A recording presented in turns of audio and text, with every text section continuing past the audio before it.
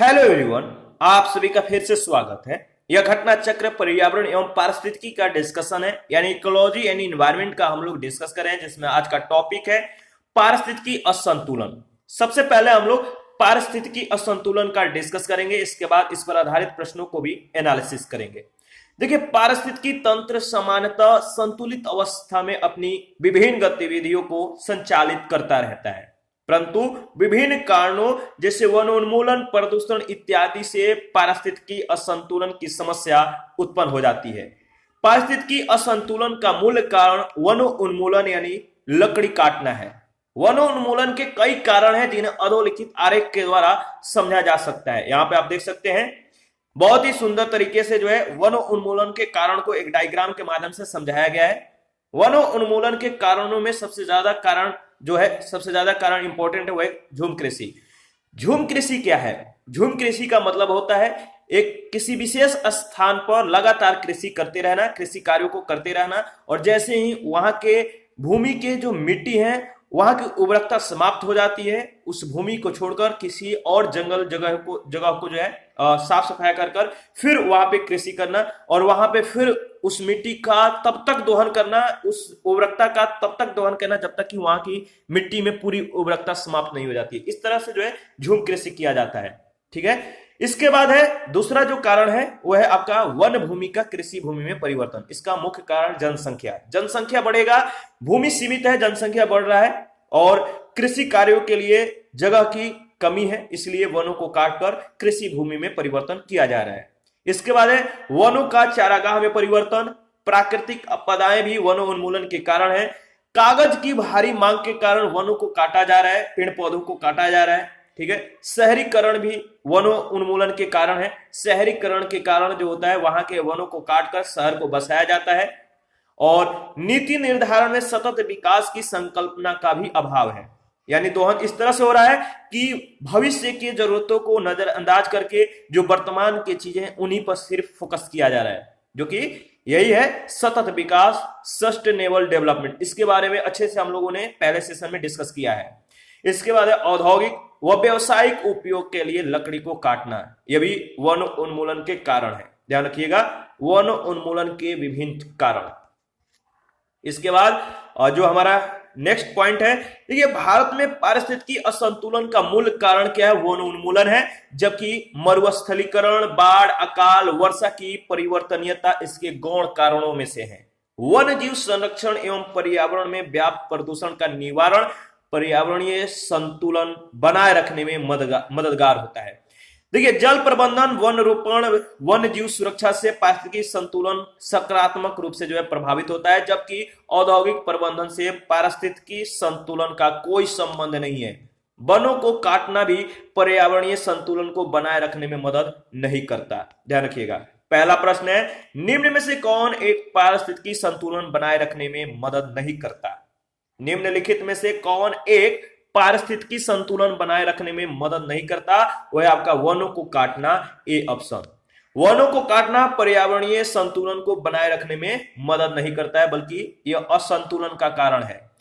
भारत में पारिस्थितिकी असंतुलन का निम्नलिखित में से कौन सा एक प्रमुख कारण है? तो आपको मालूम ही है, वह है आपका वन उन्मूलन। भारत में पारिस्थितिकी असंतुलन का मूल कारण वनोन्मूलन है, वनों को काटना है, जबकि मरुस्थलीकरण, बाढ़, अकाल और वर्षा की परिवर्तनीयता इसके गौण कारणों में से है। क्वेश्चन नंबर थर्ड, निम्नलिखित में से किस कार्य से पारिस्थितिकी संतुलन बिगड़ता है? किस कार्य से पारिस्थितिकी संतुलन बिगड़ता है? लकड़ी काटना, वनों को काटना जो है यह पारिस्थितिकी संतुलन को बिगाड़ता है। पारिस्थितिकी असंतुलन का मूल कारण वन उन्मूलन है। ध्यान रखिएगा। 4 नंबर क्वेश्चन है, निम्नलिखित में से किसका पारिस्थितिकी संतुलन से संबंध नहीं है? निम्नलिखित में से किसका पारिस्थितिकी संतुलन से संबंध नहीं है? वह है आपका औद्योगिक प्रबंधन। जल प्रबंधन, वन रोपण तथा वन्य जीव सुरक्षा से पारिस्थितिकी संतुलन सकारात्मक रूप से प्रभावित होता है। औद्योगिक प्रबंधन से पारिस्थितिकी संतुलन का कोई संबंध नहीं है। Next question number 5। अच्छा, इतना ही क्वेश्चन था इसमें। तो नेक्स्ट टॉपिक है वहन क्षमता व पारिस्थितिकी कर्मता। वहन क्षमता व पारिस्थितिकी कर्मता, इसके बारे में डिस्कस कर लेते हैं। इसके बाद इस पर आधारित प्रश्नों को भी एनालिसिस करेंगे। देखिए, एक संतुलित पारिस्थितिकी तंत्र में जीवों की वृद्धि भी संतुलित होती है। यह संतुलित वृद्धि किसी पारितंत्र की वहन क्षमता के अनुरूप होती है। वहन क्षमता अथवा जनसंख्या वहन क्षमता किसी भौगोलिक क्षेत्र के पारितंत्र में किसी जीवधारी प्रजाति की उस अधिकतम जनसंख्या के रूप में परिभाषित की जाती है जिसे उस पारितंत्र के संसाधन पोषण प्रदान कर सकते हैं। वहन क्षमता से अधिक जनसंख्या वृद्धि जो है उस पारितंत्र पर दबाव डालेगी और अत्यधिक वृद्धि उस तंत्र के विफल हो जाने के कारण भी बन सकती है। ध्यान रखिएगा कि प्रजनन या जनसंख्या वृद्धि क्षमता किसी भी जीवधारी का अंतर्निहित गुण होता है। बिना पर्यावरण के रुकावट के प्रजनन की यह क्षमता जैविक विभव कहलाती है, जिसे संकेत के माध्यम से जो है स्मॉल आर से दर्शाया जाता है। परंतु पर्यावरणीय प्रतिरोध बढ़ने के साथ ही वृद्धि रुक जाती है। यह वृद्धि जो है एक निश्चित ऊपरी सीमा तक ही होती है। इसी ऊपरी सीमा को वहन क्षमता कहते हैं। ध्यान रखिएगा, यहां से जो है एक जो है के वहन क्षमता को प्रदर्शित करता है, जो के है। यहाँ पे जनसंख्या वृद्धि का ग्राफ जो है इस आकृति नुमा जो है दिया गया है। ये जो के है, तो याद रखिएगा जो के है और एस है। एस जो है जनसंख्या वृद्धि का ग्राफ है आकृतिनुमा, और के जो है वहन क्षमता को प्रदर्शित करता है। ध्यान रखिएगा, और ये जो है समय है और एकांकिकों की यह जो है संख्या है और ये टाइमिंग है। तो इस आरेख को ध्यान रखिएगा। देखिए, पारिस्थितिकी कर्मता पद जो है इसके द्वारा केवल किसी जीव के द्वारा ग्रहण किए गए स्थान का ही नहीं बल्कि जीवों के समुदायों में उसकी कार्यात्मक भूमिका का भी वर्णन किया जा सकता है। इस पर आधारित पहला प्रश्न है, किसी निश्चित क्षेत्र में प्राणियों की संख्या का सीमा जिसे पर्यावरण समर्थन कर सकता है कहलाती है। किसी निश्चित क्षेत्र में प्राणियों की संख्या की सीमा जिसे पर्यावरण समर्थन कर सकता है क्या कहलाती है? सही जवाब है वहन क्षमता कहलाती है। बी ऑप्शन आपका बिल्कुल सही है। वहन क्षमता अथवा जनसंख्या वहन क्षमता कैरिंग कैपेसिटी किसी भौगोलिक क्षेत्र के पारितंत्र में किसी जीवधारी प्रजाति की उस अधिकतम जनसंख्या के रूप में परिभाषित की जाती है जिसे उस पारितंत्र के संसाधन पोषण प्रदान कर सकते हैं। ध्यान रखिएगा। नेक्स्ट है सेकंड नंबर, निम्नलिखित में से कौन सा एक पद केवल जीव के द्वारा ग्रहण किए गए दिक स्थान का ही नहीं बल्कि जीवों के समुदाय में उसकी कार्यात्मक भूमिका का भी वर्णन करता है? इसका सही जवाब होगा पारिस्थितिकी कर्मता, बी ऑप्शन।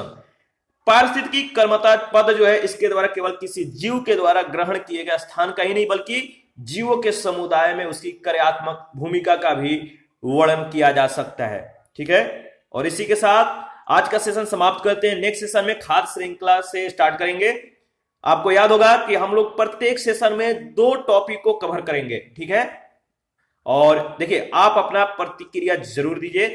आपके प्रतिक्रियाओं का हमें बेसब्री से इंतजार रहता है और आप लोग जो है प्रतिक्रिया देते ही नहीं है, तो प्लीज आप लोग अपना प्रतिक्रिया दिया करिए। जिन लोगों ने Telegram channel, Telegram quiz group और फेसबुक पेज को ज्वाइन नहीं किया है तो इसका लिंक वीडियो के डिस्क्रिप्शन बॉक्स में दिया गया है, आप ज्वाइन कर सकते हैं। जिन लोगों को घटना चक्र का पूरी पीडीएफ चाहिए वो हमसे संपर्क कर सकते हैं, कमेंट कीजिए। और कम्युनिटी पे इससे रिगार्डिंग जो है इंफॉर्मेशन शेयर की गई है, वहां से भी आप हमें संपर्क कर सकते हैं। थैंक यू, मिलते हैं नेक्स्ट सेशन में।